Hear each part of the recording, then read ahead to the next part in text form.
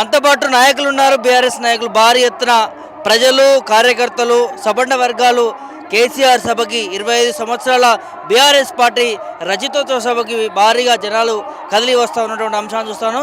మరికొద్దిసేపట్లో కేసీఆర్ ప్రసంగం కూడా స్టార్ట్ అవబోతోంది. మనతో మాట్లాడేందుకు నాయకులు ఉన్నారు. ఎట్లా చూస్తారన్న, ఇది ఒక పెద్ద తెలంగాణలో ఎక్కడ కనివిని ఎరగనట్టుగా ఒక జాతరలా సాగుతూ ఉంది. తెలంగాణలో ఇప్పటివరకు తెలంగాణ చరిత్రలో ఇటువంటి సభ జరిగినటువంటి సందర్భం ఎప్పుడూ లేదు. ఏ రాజకీయ పార్టీ కూడా ఇంత అత్యున్నతమైనటువంటి ఇంతటి ఎండల కాలంలో కూడా ప్రజలు స్వచ్ఛందంగా ఒక్కొక్క గ్రామానికైతే మా గ్రామానికి బస్సు పెట్టి ఒక 30-40 మంది అని చెప్పారు. మా టీసీ పరిధిలో 150 నుంచి 200 మంది కార్యకర్తలు స్వయంగా ఉద్యమం లాగా లేచి ఉద్యమం రోజుల్లో స్ఫూర్తినిస్తుంది ఈ సభ. ఈ సభ జరిగిన తర్వాత తెలంగాణలో ఉన్నటువంటి అధికారంలో ఉన్న కాంగ్రెస్ పార్టీ గుండెల్లో రైళ్లు పరిగెట్టడం రేపటి నుంచి మొదలు కాబోతుందని మీకు తెలియజేస్తా ఉన్నాను. బీఆర్ఎస్ పార్టీ వాళ్ళు చేసుకుంటా ఉన్నారు, మాకేం సంబంధం లేదు, మాకు అంటే కొన్ని క్వశ్చన్స్ అడిగితే మంత్రులను కావచ్చు లేకపోతే వాళ్ళని అడిగితే మాకు సంబంధం ఇప్పుడు ఒక తెలంగాణ ఆవిర్భవించిన తర్వాత పార్టీ ఆవిర్భవించినాక రజతోత్సవ సభ జనరల్గా ఎటువంటి అధికారం లేకుండా ఎక్కడికక్కడికి అనేకమైన ఒత్తిళ్లు ఈరోజు అన్ని ప్రాంతాల్లో ఇక్కడ కూడా కరెంటు పనిచేసినటువంటి సందర్భం అన్నింటిని కూడా ప్రజలు తిప్పికొడుతూ ఒక మడమదిప్పని ఉద్యమంలాగా జనవాహిని చూస్తూ ఉంటే మాకే ఆశ్చర్యకరంగా ఉంది. మా పట్టపగలు 1:12 ప్రాంతంలో మేము వచ్చాం. అక్కడి నుంచి అప్పటి నుంచి కూడా ఇదే జనం పోతానే ఉన్నారు. ఇది వ్యక్తిగతం కాదు, ఇది ప్రజల్లో వచ్చినటువంటి ఒక ఉప్పెన, ఒక ఉద్యమం అన్నమాట. ఇది కేసీఆర్ గారు సభ పెడితే రావడం కాదు. ఎన్నో సభలు పెట్టారు కేసీఆర్ ఎలక్షన్ అప్పుడు. ఎక్కడా 1,50,000 2 లక్షల కంటే ఎక్కువ రాలే. కానీ ఎస్టిమేషన్ 10 లక్షలు అనుకుంటే 20 లక్షలు దాటి వచ్చేటువంటి సందర్భం కనపడతా ఉంది. ఇంకా వస్తూనే ఉన్నారు. చాలా ఒక దాదాపు 10 కిలోమీటర్ల మేరకు ట్రాఫిక్ కూడా ఆగిపోయినటువంటి సందర్భం కనపడతా ఉంది. ఎట్లా చూడొచ్చు అన్న, అంటే ప్రతిపక్ష పాత్ర పోషిస్తూ ఉన్నారు అనుకోవచ్చా కేసీఆర్? ఎందుకంటే ఫామ్ హౌస్కి అంకితం అయిపోయారు గెలిచినప్పటి నుంచి ఇప్పటి వరకు అని చెప్పి కాంగ్రెస్ నేతలు మాట్లాడారు. కేసీఆర్ గారు చాలా విఘ్నతతో కూడినటువంటి నాయకుడు. ఎందుకంటే ప్రజలు మార్పు కోరుకున్నారు, కాంగ్రెస్ పార్టీకి ఒక అవకాశం ఇచ్చారు. వాళ్ళకి కూడా ఆయన చాలా విఘ్నతతో చెప్పాడు. చాలా సమయస్ఫూర్తితో ఆయన చెప్పిన మాట ఏంటంటే ఆ ప్రభుత్వాన్ని కూడా మనం 1 సంవత్సరం కాలం పాటు మనం అవకాశం ఇద్దాం. వాళ్ళకు కూడా కొత్తగా అధికారంలోకి వచ్చారు. వాళ్ళు కూడా ప్రజల్లోకి ఇమిడి అధికారం చేపట్టి అధికార కార్యకలాపాలు ముందుకెళ్లాలంటే 1 సంవత్సరం అందరికీ కూడా పార్టీలో అన్ని శ్రేణులకు చెప్పారు. సభాముఖంగా రివ్యూస్ పెట్టినప్పుడు మాకు క్లియర్గా 1 సంవత్సర కాలం పాటు వాళ్ళని పరిపాలన చేసుకొని అని చెప్పారు.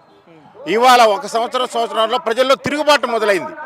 అందరూ కూడా పల్లెటూరుకి వెళ్తే పరిస్థితి ఏంటంటే మాకు సారు కావాలా, సారే కావాలంటున్నదే తెలంగాణ అని పాటలు పాడుతున్నారు ప్రజలు. అటువంటి మా సారు మాకు కావాలని ప్రజలు ఎంతో ఉత్సాహంతో ఉన్నారు. ఎందుకంటే 1 సంవత్సర కాలంలోనే పార్టీ పనితీరిపోయింది. 420 హామీలు ఇచ్చినటువంటి ప్రభుత్వం కనీసం 4 హామీలు కూడా తీర్చే పరిస్థితిలో లేదు. ఇవాళ ఇష్టారాజ్యంగా ప్రజల్లో సొంత ఇల్లు, ఇంటి ఇల్లు కూడా గృహ నిర్మాణాలకు సంబంధించి కూడా వాళ్ళ కార్యకర్తలకు రాసుకుంటున్నటువంటి దరిద్రపు ఒక రాజకీయ వ్యవస్థ మళ్ళీ పాత రోజులు గుర్తుకొస్తున్నాయి. తెలంగాణ ఆంధ్రాలో కలిసి ఉన్నప్పుడు ఎట్లా ఉందో అధికారం, కాంగ్రెస్ పార్టీ 50-40 సంవత్సరాల క్రితం ఏ విధంగా పరిపాలించిందో మళ్ళీ అదే తరహాలో పరిపాలన మొదలుపెట్టింది.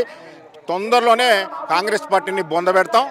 మళ్ళీ కేసీఆర్ గారిని తీసుకొచ్చుకొని మనం ఆ సీట్లో కూర్చోబెట్టుకుంటాం. ప్రజలను చూస్తూ ఉంటే కూడా సబండ వర్గాలు కదిలి వస్తారు. ఇక్కడ రైతులు మాకు అన్యాయం జరిగిందంటా ఉన్నారు, ఎడ్ల బండి ద్వారా వాళ్ళు వస్తూ ఉన్నారు, యువకులు వస్తూ ఉన్నారు, కార్మికులు వస్తూ ఉన్నారు, మహిళలు వస్తూ ఉన్నారు, వృద్ధులు వస్తూ ఉన్నారు. ఎందుకు అంటే 1 సంవత్సరం లోపలనే ఈ కాంగ్రెస్ ప్రభుత్వం పైన ఇంత వ్యతిరేకత వచ్చింది. కేసీఆర్ మళ్ళీ రావాలి, కేసీఆర్ ప్రభుత్వం చూడాలని ఎందుకు అనుకుంటాం? ముఖ్యంగా ఏంటంటే అమలు చేత కాని వాగ్దానాలు, అమలు చేత కాని హామీలు. ప్రత్యేకంగా రైతు వారీగా మీరు అడిగినప్పుడు చూసుకుంటే ఏంటంటే అన్నం పెట్టే రైతు సుభిక్షంగా ఉండాలని కేసీఆర్ గారు Rythu Bandhu corona time peak స్టేజీలో కూడా ప్రతి రైతు కూడా కళకళలాడేటట్టుగా రైతు కళలో ఆనందం కోసం పెట్టుబడికి ఎటువంటి ఇబ్బంది లేకుండా రైతు బంధు పంపించినటువంటి సందర్భం ఉంది. ఇలా రైతు బంధు ఈ రోజుకు కూడా అబద్ధపు మంత్రులు కూడా అబద్ధపు మాటలు చెప్పడం, అబద్ధపు వాగ్దానాలు చేయటం, అబద్ధపు మాటలు మాట్లాడటం ఇప్పటికీ కూడా మన ఈ బ్యాంకు రుణాలు కూడా మాఫీ చేస్తామన్నారు. ఎప్పటికీ కూడా మాఫీ చేయలే. 2 లక్షల లోపు రుణాలు అన్నారు.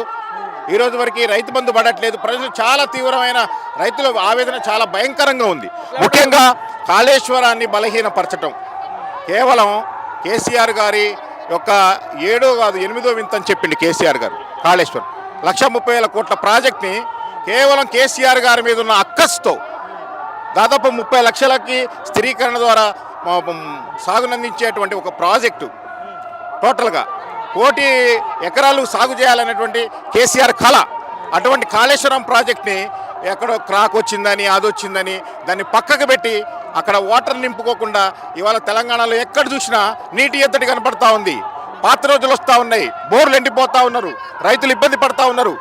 ఇదంతా కూడా రాబోయే రోజుల్లో కేసీఆర్ బంపర్ మెజారిటీతో అన్నమాట కానీ విరుగని రీతిలో సింగిల్గా పార్టీ లైను అతి త్వరలో మన మళ్ళీ సీఎం చేసుకోబోతా ఉన్నారు. అది తెలంగాణ ప్రజల కళ. 25 సంవత్సరాల పార్టీ, అటు ఉద్యమము, ఇటు పాలన, 10 సంవత్సరాల పాలన, ఇప్పుడు ప్రతిపక్షం. ఎట్లా చూడవచ్చు? ఒక ప్రాంతీయ పార్టీగా ఒక్కరితో మొదలై ఎంతోమంది నేతల కార్యకర్తలతో తెలంగాణలో ప్రత్యేకంగా ఈ యొక్క ప్రాంతీయ పార్టీగా నిలుచుకుంది. దేశంలో ఎక్కడో అట్టడుగున ఉన్నటువంటి తెలంగాణ రాష్ట్రాన్ని ముఖ్యంగా పంట ఉత్పత్తులలో వరి పండించడంతో టాప్ 2-3 స్థానాల్లో తీసుకొచ్చినటువంటి ఘనత కేసీఆర్ గారు.